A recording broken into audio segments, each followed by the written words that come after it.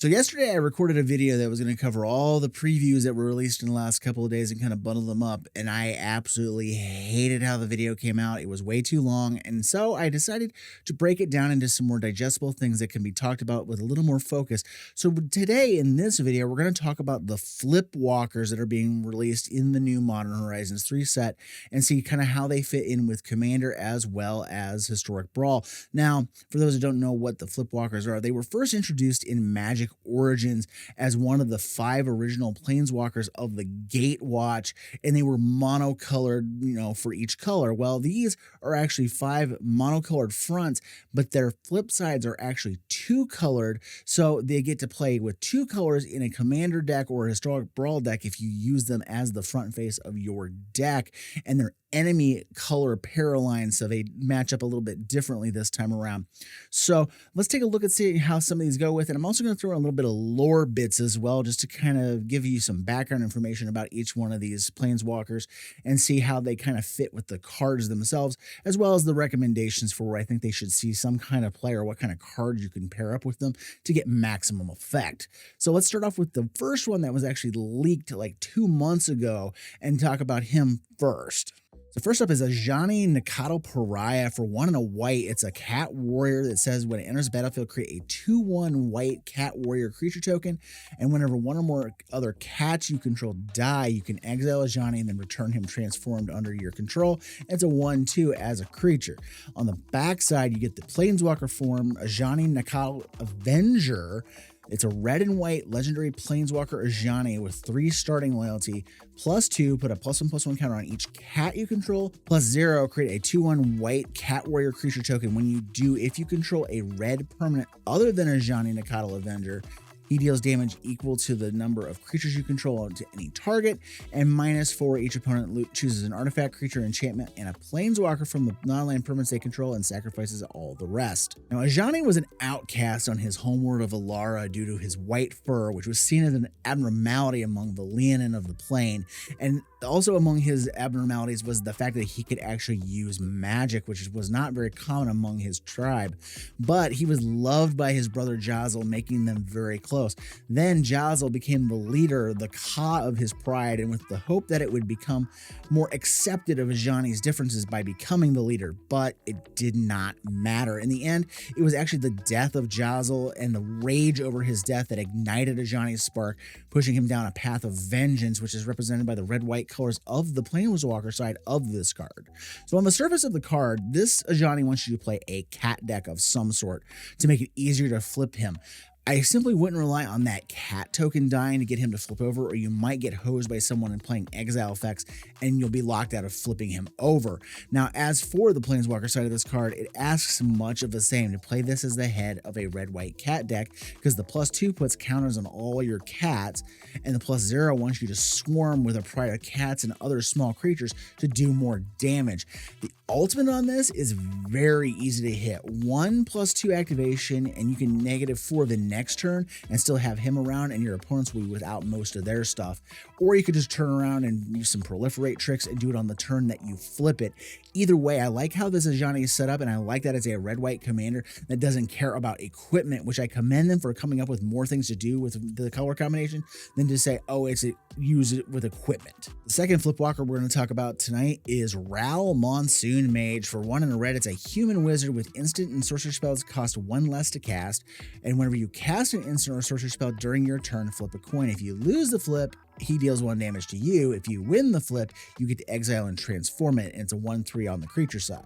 On the Planeswalker side, it becomes Ral Leyline Prodigy, a blue and red Planeswalker Ral with starting loyalty of 2. It enters the battlefield with an additional loyalty counter on him for each instant and sorcery spell you've cast this turn. So bare minimum, this is going to come in with 3 loyalty, not 2, because you're going to actually get 1 additional for the instant or sorcery you cast to flip him over. +1 until your next turn, instant sorcery spells cost 1 less to cast. -2, Ral deals 2 damage divided as you choose among 1 or 2 targets. Draw a card if you control a blue permanent other than Ral. And -8, exile the top 8 cards of your library. You can cast an instant sorcery spell from among them this turn without paying their mana costs. So anything you get off there, you get to cast them for free. Now, Ralzeric in the lore is a storm mage from the plane of Ravnica, and at a young age, he lost his mother, and his dad was a drunk, so he left him behind and got into a relationship with a poet named Elias, and was hired by Nicol Bolas to work for him before he was ever sparked. Then the trigger that actually set his spark off was finding his lover in bed with another man, and the sense of loss sent him hurtling through the plains. Now, this version of Ral, you could pair it with like coin flip cards where you can re-roll his triggers to improve your odds of flipping it over, especially if you want to try to build up the counters in a big burst off the loyalty counter ability on the flip side. And the static ability can even get some slightly pricier spells in on the action to get him to flip over a little bit sooner. What I don't like here, though, is the +1 loyalty ability on the Planeswalker side is them taking the static ability off the creature side, and now you have to burn a +1 to get the same ability all over again. It's a little silly when you look at one of the other walkers, which we'll talk about later, and I'll point this out. The -2 gives us an Electrolyze spell, which is one of the original spells that the Izzet Guild had, which fits in thematically since he is a member of the Izzet League. And the ultimate can pop off if you play a Spell Slinger deck with a big mix of flashy spells, but it's going to take some time to get to it unless you've already spammed off a bunch of little spells beforehand to flip him over. But there is a gamble in trying to get this to build up this way. You don't have to flip Ral when you cast that instant or sorcery, but you have to accept the fact that you may not be able to get him to flip at just the right time if you want to try to build up your cast count before making him flip. Our third Flipwalker is going to be Grist Voracious Larva. For a green, you get a 1/2 death-touching insect that says whenever it or another creature enters the battlefield under your control, if it entered from your graveyard or you cast it from your graveyard, you can pay a green, and if you do, you get to exile Grist and return it transformed under its owner's control. It becomes Grist the Plague Swarm, a black and green Planeswalker Grist with starting loyalty of 3, +1, create a 1/1 black and green insect creature token, and then mill 2 cards. If you milled a black card this way, you put a death touch counter on the token. -2, destroy target artifact or enchantment, or -6, for each creature card in your graveyard, create a token that's a copy of it, except for it's a 1/1 black and green insect.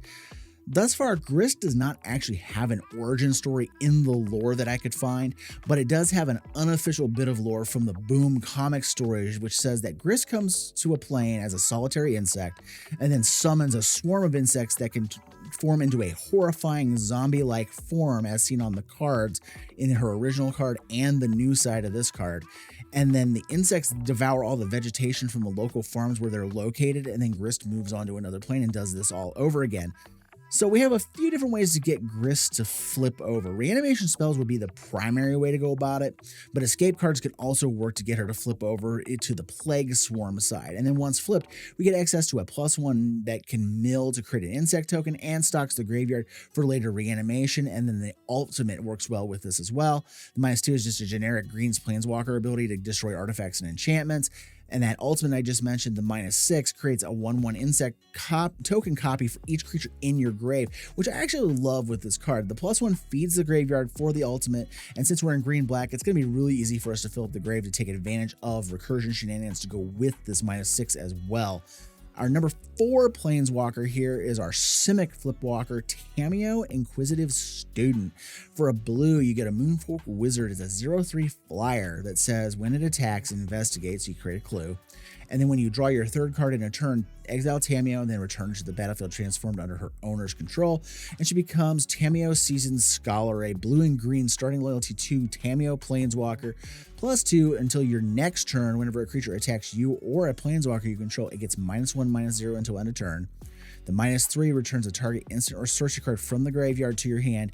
If it was a green card, you get a mana of any color, and then -7, draw cards equal to half the number of cards in your library rounded up, and you get an emblem with you have no max hand size. Tamiyo was the rare Planeswalker whose spark did not ignite under stress and pain, but instead the excitement over the discovery of a book that came from a plane that was not her home plane of Kamigawa.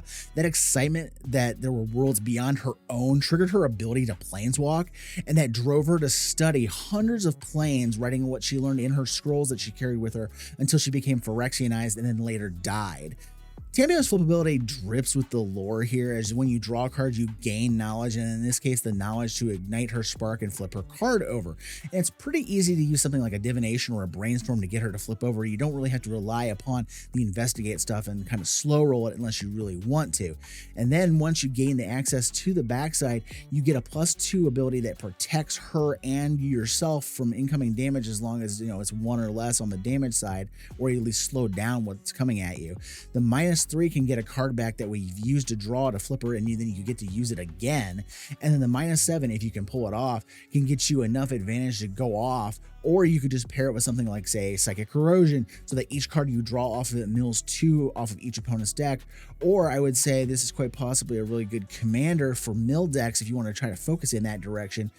And you could even go with a different thing like Proph's Eidetic Memory and use creatures with similar abilities that get bigger as you draw to overwhelm your opponents. Just remember, you might want to include some stuff to reshuffle your stuff into your library so you don't run out of cards as you're doing this. And then the last of the new Flipwalkers is one of the oldest Planeswalkers in the current lore, and that is Sorin of House Markov. For 1 and a black, you get a 1/4 human noble with lifelink and extort, which says whenever you cast a spell, you can pay a black or a white, and if you do, each opponent loses life and you gain that much life. In the beginning of your post-combat main phase, if you gain 3 or more life this turn, exile it and return it transformed as Sorin Ravenous Neonate. The black and white 3 loyalty Planeswalker Sorin retains its extort ability on there. +2, create a food token. -1, Sorin Ravenous Neonate deals damage equal to the amount of life you've gained this turn to any target. And -6, gain control of target creature. It becomes a vampire in addition to its other types. Put a lifelink counter on it if you control a white permanent other than that creature or Sorin. According to the lore, over 7,000 years prior to the current stories in Magic, Edgar Markov, his grandfather, used Sangromancy to turn Sorin into a vampire by forcing him to drink the blood of an archangel. The trauma from this transformation is what actually ignited his Planeswalker spark, and he's still alive today trying to do his thing. And in this card, we see Sorin in his previously human form, the extort trigger representing the blood he drank, making him into the vampire. And of these 5 Planeswalkers, Sorin likely has the easiest way to flip him over with that built-in trigger, allowing you to gain 3 life off of 1 trigger in a 4-player game. On the Planeswalker side of the card, you get to keep that extort ability, which is what I was talking about when it comes to Ral earlier. Sorin gets to keep his static ability and is not pigeonholed into using his +1 as a version of that former ability. Instead, he gets to make food tokens, which kind of feels off to me flavor-wise, but it does feed into the -1 ability of the card, which turns every point of life that you gain before ticking him down into a point of damage that you can aim at creatures or at an opponent's face. The card I'd use here is Beacon of Immortality. The life doubling actually counts as life gain. So say if you're at 30 life when you set it off, you double up to 60 and then you -1, well, someone's losing 30 life from that. The ultimate feels a little blah on this card though. You get to swipe a creature similar to what some vampire cards already do in the game, but I really don't think I want to do that unless it's some kind of massive threat like one of the new Eldrazi's.